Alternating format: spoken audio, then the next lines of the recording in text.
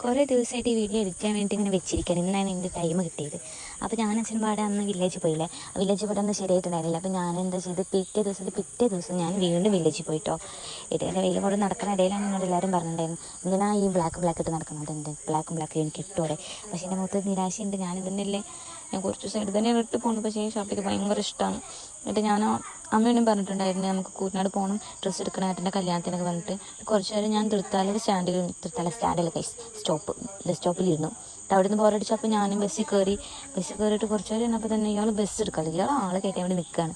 എന്നിട്ട് ആൾക്കാർ വരുന്നില്ല, ഇയാൾക്കൊന്ന് ബസ് എടുത്തോട്ട് ഞാൻ എന്തിനാണ് അപ്പോൾ ഞാൻ എൻ്റെ അടുത്ത സ്റ്റോപ്പിൽ ഇറങ്ങിയത് അറിയില്ല. കുറച്ച് നേരം ഞാൻ അവിടെ ഇരുന്നിട്ട് അവരോട് നോക്കിയത്, അവിടെ ആൾക്കാർ ആരുമില്ല.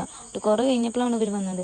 എൻ്റെ ഉള്ളിൽ വിചാരിച്ച് ഞാൻ സ്നാപ്പ് എടുക്കാമെന്ന്, അവൾ നോക്കണം പോലില്ല. അപ്പോൾ ഷോർട്ടസിൽ കയറിയപ്പോൾ എന്തോ നല്ല ഭംഗി തോന്നി. അപ്പോൾ ഞാൻ കുറച്ച് നേരം ഞാൻ എൻ്റെ വീഡിയോസൊക്കെ നിർത്തുന്നത്, എന്തായാലും ഇവിടെ വെറുതെ ഇരിക്കല്ലേ, ഇവരും കൂടി എടുക്കാം. പക്ഷേ പോയ കാര്യം നടന്നില്ല കേട്ടോ. എനിക്ക് മാത്രം ഡ്രസ്സ് കിട്ടൂല ഇവിടുന്ന്, എനിക്കൊന്നും പിടിക്കില്ല. അതെന്താണോ അപ്പോൾ ഹോൾസെയിലായിട്ട് ഡ്രസ്സ് എടുക്കണോണ്ടാവുന്നു, അതിൻ്റെ കുറച്ചതുണ്ട്. ഈ ഡ്രസ്സൊന്നും കിട്ടിയില്ല ഗൈസ്. പിന്നെ ബാക്കി വീഡിയോ ഒന്നും ഞാൻ എടുത്തിട്ടുണ്ടായിരുന്നില്ല. എത്ര ഉള്ളു ഗൈസ്. Okay bye. പിന്നെ സബ്സ്ക്രൈബ് കൂടി ചെയ്യണേ.